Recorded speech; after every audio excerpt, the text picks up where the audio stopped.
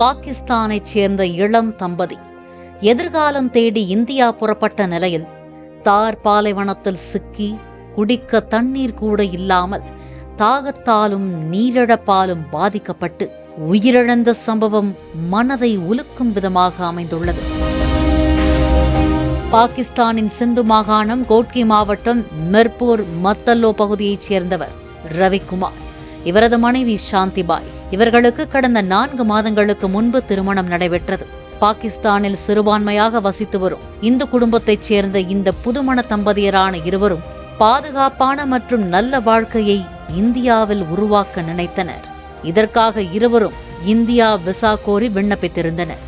ஆனால் பகல்காம் தாக்குதலை தொடர்ந்து பாகிஸ்தான் மற்றும் இந்தியா இடையிலான நட்புறவு அண்மையில் சிதைந்தது. இதனால் இருவரின் விசாக்களும் நிராகரிக்கப்பட்டன. இருந்தபோதிலும் இந்தியா வருவதில் தம்பதி இருவரும் உறுதியாக இருந்ததால் சட்டவிரோத முறையில் இருவரும் சர்வதேச எல்லையை கடந்து இந்தியாவுக்கு வருவது என முடிவு செய்தனர். ஆனால் அது மிகப்பெரிய ஆபத்து என எச்சரித்த இரு வீட்டாரும் இவர்களது முடிவுக்கு எதிர்ப்பு தெரிவித்துள்ளனர். இந்நிலையில் பெற்றோரின் எதிர்ப்பை மீறி ரவி மற்றும் சாந்தி ஆகிய இருவரும் பாகிஸ்தானின் சிந்து மாகாணத்திற்கும் இந்தியாவின் ராஜஸ்தான் மாநிலங்களுக்கும் இடையே அமைந்துள்ள மிகப்பெரிய தார் பாலைவனத்தை நடந்தே கடக்க தொடங்கினர். இதற்காக தேவையான குடிநீர் மற்றும் உணவை அவர்கள் எடுத்துக்கொண்டனர். கடந்த 1 வாரத்திற்கு முன்பு இருவரும் சர்வதேச எல்லையை கடந்த நிலையில் அவர்கள் கையில் வைத்திருந்த நீர் மற்றும் உணவு ஆகியவை தீர்ந்து போயின. இதனால் தாகம் மற்றும் நீரிழப்பு ஏற்பட்டு இருவரும் பரிதாபமாக பாலைவனத்தில் இறந்தனர். இறந்த இருவரிடமும் பாகிஸ்தான் அரசின் அடையாள அட்டைகள் இருந்துள்ளன. அவர்களது உடலின் அருகே பெரிய அளவிலான காலி குடிநீர் கேன்கள் இருந்துள்ளன. இருவரும் உயிரிழப்பதற்கு முன் கடுமையான தாகம் மற்றும் வறட்சியில் கஷ்டப்பட்டு இறந்திருப்பது தெரிய வந்துள்ளது.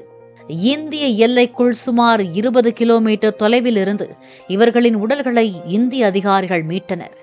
தம்பதிகள் உயிரிழந்து 8 to 10 நாட்கள் ஆகியிருக்கலாம் என கூறப்படுகிறது. மேலும் இறந்த அந்த பெண் தனது கைகளில் சிவப்பு மற்றும் வெள்ளை வளையல்களை அணிந்திருந்தார். இது வழக்கமாக புதுமண தம்பதிகள் அணிவார்கள் என கூறப்படுகிறது. இந்நிலையில் உயிரிழந்த தம்பதி இருவரின் உடல்களையும் பாகிஸ்தானில் உள்ள அவர்களது குடும்பங்களிடம் ஒப்படைக்க அதிகாரிகள் நடவடிக்கை மேற்கொண்டு வருகிறார்கள். சட்டப்பூர்வ நடவடிக்கைகள் முடிந்த பின்னர் பாகிஸ்தானில் உள்ள இருவரின் குடும்பங்களிடமும் ஒப்படைக்கப்படும் என தெரிகிறது. இருப்பினும் ராஜஸ்தானின் ஜெய்சால்மரில் உள்ள இவர்களது உறவினர்களும் இருவரின் உடல்களை தகனம் செய்ய தயாராக இருப்பதாகவும் கூறப்படுகிறது.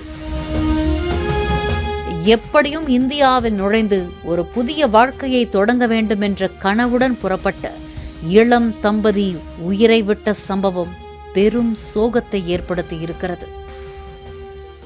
பிளே ஸ்டோர் மற்றும் ஆப் ஸ்டோரில் இருந்து பாலிமர் செயலியை QR கோடு மூலம் பதிவிறக்கம் செய்யுங்கள். செய்திகளை உடனுக்குடன் பெறுங்கள்.